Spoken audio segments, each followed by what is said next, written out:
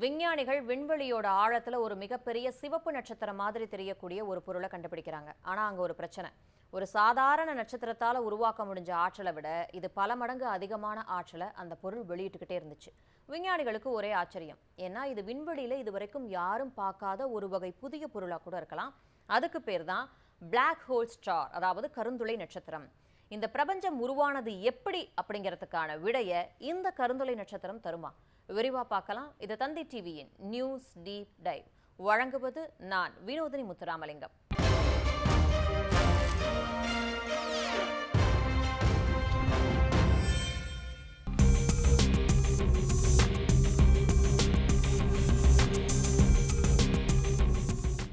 Black hole கேள்விப்பட்டிருப்போம், star கேள்விப்பட்டிருப்போம். Black ஹோல்னா கருந்துளை, ஸ்டார்னா நட்சத்திரம். ஆனா இது ரெண்டும் சேர்த்து அது என்ன கருந்துளை நட்சத்திரம்?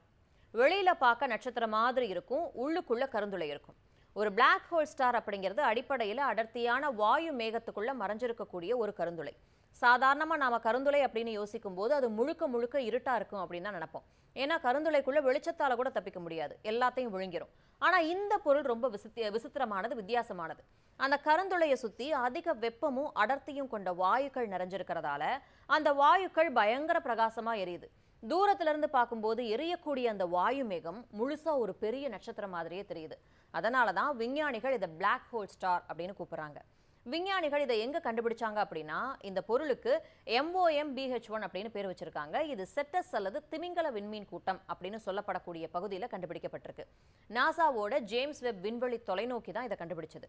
MOMBH1 அப்படிங்கிற இந்த கருந்துளை நட்சத்திரம் பூமியிலிருந்து பல பில்லியன் ஒளியாண்டுகள் தூரத்தில் இருக்கு. இப்போ நாம சுவிட்ச் போட்ட உடனே லைட் எரிஞ்சு இங்கே வெளிச்சம் வருது. ஏன்னா இந்த அறை ரொம்ப சின்னது.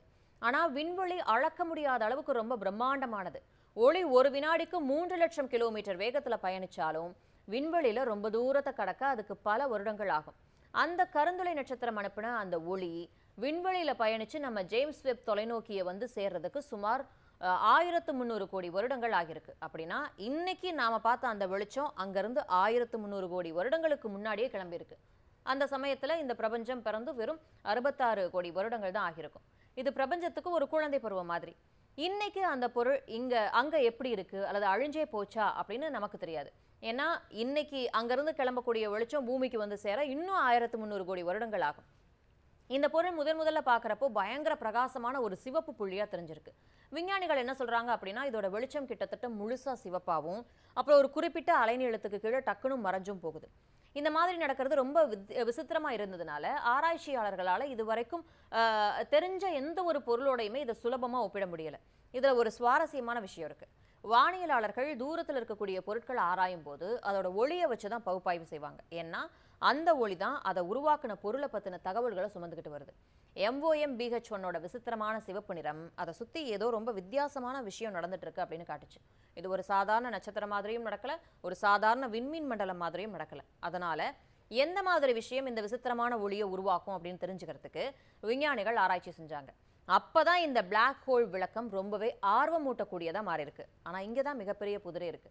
இந்த பொருள் பார்க்கறதுக்கு ஒரு பிரம்மாண்டமான நட்சத்திரம் மாதிரி இருந்தாலும் இதோட ஆற்றல் உற்பத்தி அளவுக்கு அதிகமா பயங்கர சக்தி வாய்ந்ததா இருந்திருக்கு. நாம இதுவரைக்கும் பார்த்த எந்த ஒரு சாதாரண நட்சத்திரத்தை விடவும் இது சுமார் 10,000 கோடி மடங்கு அதிகமான ஆற்றலை வெளியிடுது அப்படின்னு விஞ்ஞானிகள் கணிச்சிருக்காங்க. ஒரு சாதாரண நட்சத்திரத்துக்கு ஆற்றல் அதுக்குள்ள நடக்கக்கூடிய அணுக்கரு இணைப்பு, நியூக்ளியர் ஃபியூஷன் மூலமா கிடைக்குது. உதாரணத்துக்கு நம்ம சூரியன் தன்னோட மையப்பகுதியில ஹைட்ரஜனை ஹீலியமா மாத்திக்கிட்டே இருக்கு. அந்த செயல்முறையால தான் நமக்கு வந்து சூரிய வெளிச்சமும் வெப்பமும் கிடைக்குது. ஆனா இந்த MOMBH1 பண்ணக்கூடிய விஷயம் ரொம்பவே தீவிரமானது. இதோட ஆற்றல் வெளியீடு வானியலாளர்கள் ஒரு கருந்துளை கிட்ட இருந்து என்ன எதிர்பார்ப்பாங்களோ அதை விட அதிகமா இருக்கு. அப்ப அங்க உண்மையிலே என்னதான் நடக்குது? அந்த பொருளோட மையத்துல ஒரு கருந்துளை இருக்கு. அந்த கருந்துளையை சுத்தி பெருமளவிலான அடர்த்தியான வாயுக்கள் இருக்கு. கருந்துளையோட சக்தி வாய்ந்த ஈர்ப்பு விசை சுத்தி இருக்கக்கூடிய பொருட்களை, அதாவது வாயுக்களை தன் பக்கம் இழுக்குது. அந்த வாயுக்கள் உள்நோக்கி விழும்போது அது பயங்கர வெப்பமாகவும் அதிகமான ஆற்றல் கொண்டதாகவும் மாறுது. அந்த வெப்பமான பொருள் மிகப்பெரிய அளவிலான கதிர்வீச்சை உருவாக்குது. ஆனா கருந்துளையை சுத்தி அடர்த்தியான வாயு மேகம் சூழ்ந்திருக்கிறதால தூரத்துல இருந்து பார்க்கும்போது ஒட்டுமொத்த பொருளும் ஒரு பிரம்மாண்டமான பிரகாசமான நட்சத்திரம் மாதிரி தெரியுது. இதுல ஈடுபட்ட முக்கியமான விஞ்ஞானிகள்ல ஒருத்தர் தான் டாக்டர் ரோஹன். இவர் வந்து ஹைதராபாத்தை சேர்ந்தவர். இவர் MITயில் இருக்கக்கூடிய காலி institute for astrophysics and space research நிறுவனத்தில் இருந்தப்போ இந்த ஆராய்ச்சியை செஞ்சிருக்காரு. இப்போ இவர் வந்து ஹவாய் பல்கலைக்கழகத்தில் இருக்காரு. கருந்துளைகள் வெளியிடக்கூடிய அதே மாதிரியான ஆற்றலோட இது பிரகாசிக்குது. ஆனா அதே சமயம் நட்சத்திரங்களுக்கு இருக்கக்கூடிய குணநலன்களையும் இது கொண்டிருக்கு. இதுதான் இந்த கண்டுபிடிப்பை இவ்வளவு விறுவிறுப்பானதா மாத்திருக்கு. இது பிரபஞ்சத்தோட இன்னொரு பெரிய புதிருக்கும் விடையளிக்கலாம். ஏன்னா ஜேம்ஸ் வெப் தொலைநோக்கி விண்வெளியோட ஆழமான பகுதிகளை புகைப்படம் எடுக்கும்போது அதுல ஆயிரக்கணக்கான சின்ன சின்ன சிவப்பு புள்ளிகள் தெரியுது. வானியலாளர்கள் இதை தான் லிட்டில் ரெட் டாட்ஸ், அதாவது சின்ன சிவப்பு புள்ளிகள் அப்படின்னு சொல்றாங்க. இந்த சிவப்பு புள்ளிகளை பார்த்து விஞ்ஞானிகள் ரொம்ப நாளா குழம்பி போயிருந்தாங்க. ஏன்னா பார்க்கறதுக்கு ரொம்ப சின்னதா ஒரே ஒரு நட்சத்திரம் மாதிரி தெரியுது. ஆனா ஒரு பெரிய விண்மீன் மண்டலத்தில் இருக்கக்கூடிய 1000 கோடி நட்சத்திரங்கள் எல்லாம் சேர்ந்து வெளிவிடக்கூடிய வெளிச்சத்தை இந்த ஒரே ஒரு சின்ன புள்ளி வெளியிடுது. இவ்வளவு நாளா அந்த சிவப்பு புள்ளிகள் என்னன்னே புரியாம இருந்தப்பதான் விஞ்ஞானிகள் இந்த MOMBH1 விரிவா ஆராய்ஞ்சு இது ஒரு கருந்துளை நட்சத்திரம் அப்படின்னு ஒரு புதிய விளக்கத்தை கொடுத்திருக்காங்க. இப்பதான் விஞ்ஞானிகள் உணர்ந்திருக்காங்க, ஆகா நம்ம இவ்வளோ நாளா ஜேம்ஸ் வெப் புகைப்படங்கள்ல பார்த்தா அந்த நூற்றுக்கணக்கான சிவப்பு புள்ளிகளும் இந்த மாதிரியான ஒரு கருந்துளை நட்சத்திரங்களா தான் இருந்திருக்கணும் அப்படின்னு சொல்லி. இப்ப நம்ம ரொம்ப முக்கியமான ஒரு விஷயத்துக்கு வருவோம். அதாவது கிட்டத்தட்ட எல்லா பெரிய விண்மீன் மண்டலங்களோட மையத்திலையுமே பிரம்மாண்டமான கருந்துளைகள் இருக்கு அப்படின்னு விஞ்ஞானிகள் நம்புறாங்க. உதாரணத்துக்கு நம்ம பால்வெளி மண்டலத்தோட மையத்துல கூட சகிட்டேரியஸ் A அப்படிங்கிற ஒரு பிரம்மாண்டமான கருந்துளை இருக்கு. இந்த பிரம்மாண்ட கருந்துளைகள் விண்மீன் மண்டலங்கள் எப்படி உருவாகுது, அதுல நட்சத்திரங்கள் எப்படி உருவாகுது அப்படிங்கறத தீர்மானிக்க முடியும் அப்படின்னு விஞ்ஞானிகள் நம்புறாங்க. ஆனா இங்க ஒரு பெரிய புதிர் இருக்கு. அதாவது ஆரம்ப கால பிரபஞ்சத்துல இவ்வளவு பெரிய கருந்துளைகள் எப்படி அவ்வளோ வேகமா பிரம்மாண்டமா வளர்ந்துச்சு? அப்போ அது வேகமா வளர்றதுக்கு ஆரம்ப கட்டத்துல ஏதோ ஒரு வளர்ச்சி நிலை இருந்திருக்கணும். அந்த கதையோட ஒரு பகுதியை வந்து இந்த கருந்துளை நட்சத்திரங்கள் இருக்கலாம் அப்படின்னு சொல்லி விஞ்ஞானிகள் நினைக்கிறாங்க. அதாவது இந்த கருந்துளை நட்சத்திரம் அப்படிங்கிறது பிரம்மாண்ட கருந்துளையோட குழந்தை பருவம் அப்படிங்கிறாங்க.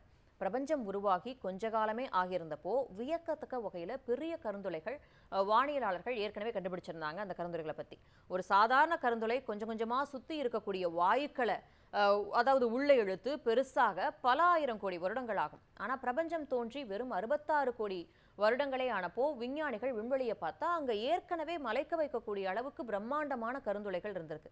இன்னைக்கு பிறந்த ஒரு குழந்தை அடுத்த வாரமே ஒரு 10 அடி உயரத்துக்கு வளர்ந்து ஒரு 300 கிலோ எடையோட நின்னா எப்படி இருக்கும்? அதே மாதிரி தான் இதுவும். சாதாரணமா ஒரு கருந்துளை வேகமா வாயுக்களை உள்நோக்கி இழுக்கும் போது ஏற்படக்கூடிய பயங்கர வெப்பமும் வெளிச்சமும் சுத்தி இருக்கக்கூடிய வாயுக்களை தூரத்துக்கு தள்ளிவிடும். அதனால அந்த தூரம் போன வாயுக்கள் பக்கத்துல வந்ததுக்கு அப்புறம் தான் அடுத்தடுத்த வாயுக்களை அந்த கருந்துளை உள்ள இழுக்கும்.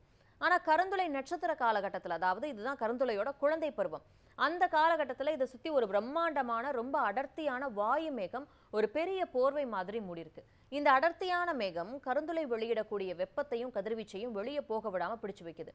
இதனால கருந்துளை எந்த தடையும் இல்லாம அசுர வேகத்துல அந்த வாயுக்கள் முழுவதையும் விழுங்கி ரொம்ப குறுகிய காலத்துல மிகப்பெரிய கருந்துளையா வளருது. அவ்வளவு பெரிய கருந்துளைகள் எப்படி அவ்வளோ வேகமா வளர்ந்தது அப்படிங்கிற கேள்விக்கு இது ஆரம்பத்துல கருந்துளை நட்சத்திரமா இருந்து தடயமே இல்லாம அசுர வேகத்துல வாயுக்களை விழுங்கி பெருசாக இருக்கு அப்படிங்கிற விடயத்தான் இந்த புதிய கண்டுபிடிப்பு நமக்கு தருது. ஒரு ராட்சச நட்சத்திரம் தன்னோட வாழ்நாளின் கடைசியில வெடிச்சு அழியும் போதுதான் ஒரு கருந்துளையே பிறக்குது. நட்சத்திரத்துக்கும் வயசானதும் அதோட சொந்த ஈர்ப்பு விசையால அது அப்படியே உள்நோக்கி சுருங்கி ஒரு கருந்துளையா மாறுது. கருந்துளை அசுர வேகத்துல சுழன்று அதிக ஆற்றலை வெளியிடும் போது சுத்தி இருக்கக்கூடிய வாயு மேகங்களை தூர தள்ளி விரட்டிடும் அப்படின்னு பார்த்தோமா? அப்போ அந்த மாதிரியான வாயுக்கள் சிதறி போனா புது நட்சத்திரங்கள் உருவாக முடியாது. அதே கருந்துளை வெளிவிடக்கூடிய அதிர்வலைகள் அந்த வாயுக்களை ஒரே இடத்துல அழுத்தி ஒன்று திரட்டும் போது அங்க புது நட்சத்திரங்கள் பிறக்கும். அதாவது ஒரு பிளாக் ஹோல் நினைச்சா புது நட்சத்திரங்களை உருவாக்கவும் முடியும், உருவாக விடாம தடுக்கவும் முடியும். நட்சத்திர உருவாக்கம் அப்படிங்கிறது ரொம்ப ரொம்ப முக்கியமான விஷயம். நட்சத்திரங்கள் தான் கடைசியில் கோள்களை உருவாக்குது, கோள்கள் தான் வேதியியல் மாற்றங்கள் நடக்கிறதுக்கான சூழலை உருவாக்குது. அந்த கோள்களில் ஒன்றான நம்ம பூமியில தான் கடைசியில் உயிரினங்கள் உருவானது. அதனால மறைமுகமா ஒரு வழியில யோசிச்சு பார்த்தா இன்னைக்கு நாம பார்க்கக்கூடிய இந்த பிரபஞ்சத்தோட சூழ்நிலையை உருவாக்குறதுக்கு இந்த பழங்கால கருந்துளை நட்சத்திரங்கள் உதவி இருக்கலாம் அப்படின்னு தான் விஞ்ஞானிகள் புரிஞ்சுக்க முயற்சி பண்றாங்க. ஆனா இங்க ஒரு முக்கியமான எச்சரிக்கையும் இருக்கு. இது விஞ்ஞானிகளோட ஒரு புதிய விளக்கம் மட்டும்தான், இன்னும் உறுதி செய்யப்படலை. இந்த பழங்கால கருந்துளை நட்சத்திரம் தான் இன்னைக்கு விண்மீன் மண்டலங்களோட மையத்தில் இருக்கக்கூடிய பிரம்மாண்ட கருந்துளைகள் உருவாகிறதுக்கு உதயா இருந்திருக்குமோ? ஒருவேளை இதுக்கு பதில் ஆமா அப்படின்னா இந்த பிரபஞ்சத்தோட மிகவும் சக்தி வாய்ந்த பொருட்களோட குழந்தை பருவத்தை தான் ஜேம்ஸ் வெப் தொலைநோக்கி இப்ப நமக்கு காட்டியிருக்கு.